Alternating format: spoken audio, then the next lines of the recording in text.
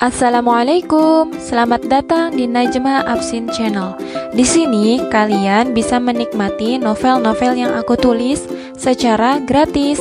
Sebelum kalian lanjut menikmati novel aku, jangan lupa klik tombol like dan juga subscribe biar kalian dapat notifikasi. Nah, komen juga di setiap cerita biar seru dan share ke teman-teman kalian sebanyak-banyaknya ya. Terima kasih, selamat menikmati. Dinikahi dosen part 50. Amel tertegun sesaat. Bukan tidak mungkin mereka berdua tidak melakukan hal yang iya-iya. Mulutnya hanya bisa terkekeh, pelan sekali. Entah menertawakan dirinya karena merasa hati telah jatuh pada Alvin, atau malah menertawakan sikap kekanak-kanakan Wati. Kamu percaya diri sekali ya mempertontonkan perbuatan zinamu. Aibmu yang seharusnya kamu tutupi. Saranku, segera taubat. Hubungan yang kalian bangun bukan saja tidak sehat, tapi melanggar syariat. Jika benar ini adalah foto suamiku, maka aku akan dengan mudah menggugat cerai nanti, jelas Amel sembari menatap Alvin dan Wati bergantian. Aku sangat-sangat berterima kasih karena kamu harus repot-repot membuat bukti ini, sehingga aku nggak harus capek mencari alasan untuk menggugat duluan, lanjut Amel. Mel, itu bukan aku nggak mungkin ngelakuin itu, sergah Alvin. Ia merebut ponsel Wati dari tangan Amel. Sangat mungkin. Sudahlah, nggak usah ngelak. Sekarang hubungan kalian udah diketahui banyak orang dan kamu, maksudku Pak Alvin yang terhormat, kita harus segera mengurus perceraian. Sekarang aku udah sangat-sangat yakin ingin bercerai dengan Anda, ucap Amel dengan tatapan tajam ke arah calon mantan suaminya. Aku nggak akan menceraikanmu, tolak Alvin. Wati di sampingnya langsung merenggut. Kak, kamu harus bertanggung jawab. Kamu nggak bisa tinggalin aku begitu aja. Aku bahkan udah mengandung anakmu, teriak Wati hingga beberapa orang di kafe menatap aneh kepada meja yang kini dikelilingi oleh 5 orang itu. Alvin menarik tangan Wati untuk menjauh, sedangkan Amel hanya menghela nafas. Aku udah nggak selera makan. Maaf kak, lain kali kita makan bersama. Tapi untuk hari ini aku nggak bisa, ucap Amel kepada Ramdan yang terdiam sedari tadi.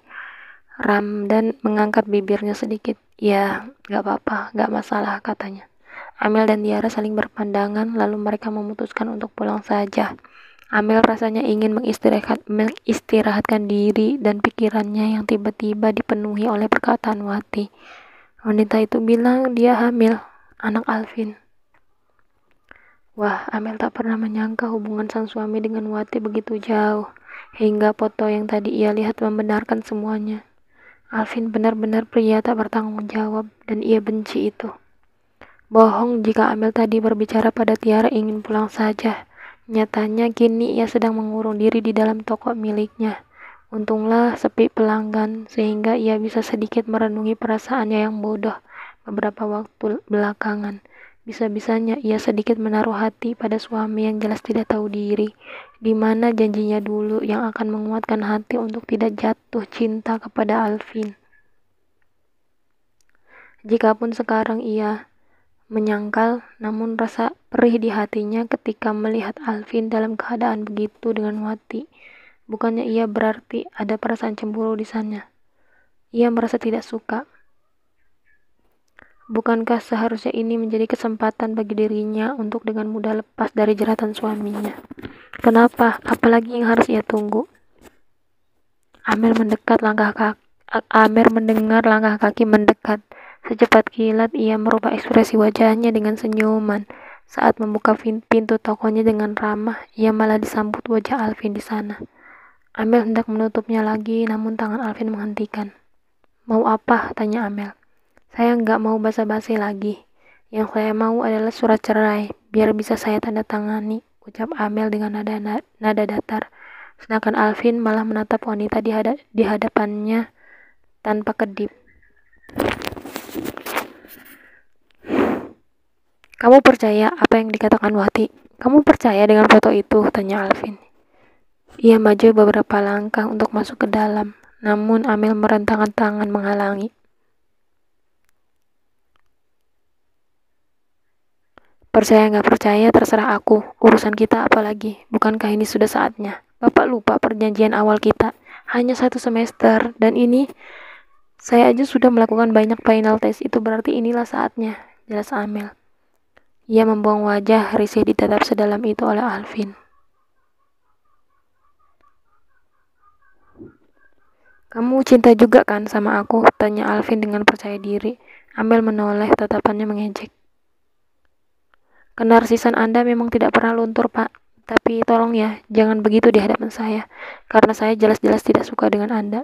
Cepat ceraikah atau saya akan gugat ke pengadilan, ucap Amel dengan ancaman di akhirnya. Ia tidak habis pikir mengapa justru Alvin berubah pikiran, apalagi pria itu sangat percaya diri menduga jika ia mencintai pria itu.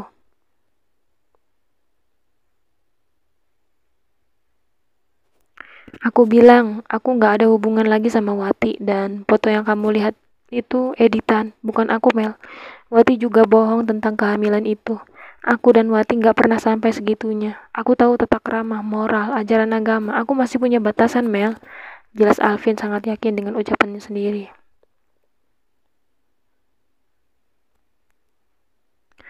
Amel menyilangkan tangan di depan dada. Haruskah aku memohon, Pak?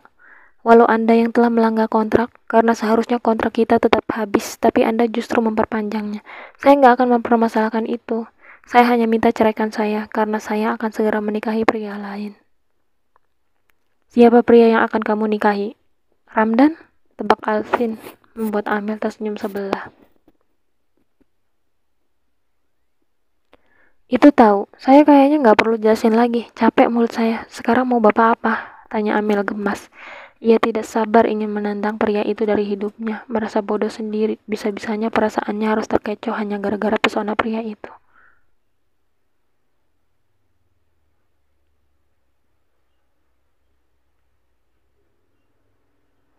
Alvin memaksa masuk, ia melewati tubuh istrinya yang menghadang di depan pintu. Melihat hal itu, Amel mendengus keras. Anda dilarang masuk, Pak, teriaknya. Alvin berbalik, ia malah menutup pintu lalu menguncinya dan merampas kunci yang tadi tergantung di pintu ke wadah saku celananya.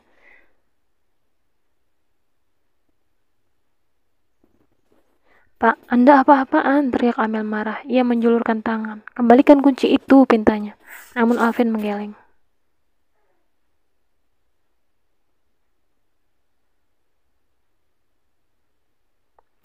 Bapak mau apa sih, ha? Tolong lepasin saya. Saya ingin bebas. Bukannya dulu Bapak yang minta pernikahan ini cuma 1 semester. Kenapa Bapak malah mengundur-undurnya? Saya masih bisa berusaha sopan. Jangan sampai Bapak membuat saya memaki dan berkata kasar. Jelas Amel. Panjang lebar, nafasnya memburu. Aku suamimu, Mel. Aku masihlah pria yang berhak atas kamu. Kamu gak bisa mengambil keputusan sendiri. Urusan cerai ada di tanganku, ucap Alvin tegas, menatap tajam ke arah Amel. Oh, gak bisa. Amel menggeleng keras. Saya akan mengambil langkah ke pengadilan. Kita harus benar-benar bisa cerai. Tolong, Pak. Mudahkan semuanya. Saya berhak mencari kebahagiaan. Amel menatap Alvin serius, namun juga memohon.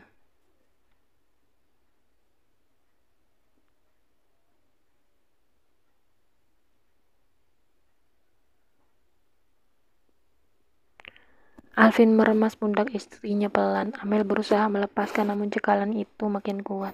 Tatap mataku, Mel, titahnya. Amel yang tiba-tiba saja jantungnya bergetar membuang wajah. Ia telah berjanji pada dirinya untuk tidak akan bawa perasaan atas tindakan apapun yang dilakukan Alvin.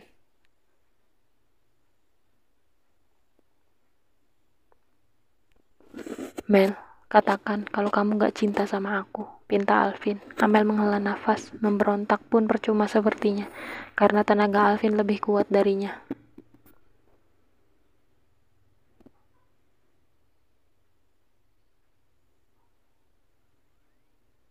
Aku gak cinta sama kamu, tegas Amel, namun matanya entah kemana. Ia malas bersih-tatap dengan suaminya. Amel segera melepaskan. Lalu entah keberanian dari mana, tangannya melayang ke udara, menampar pipi suaminya sendiri. Pak, Bapak itu dosen, jangan kurang ajar, tolong.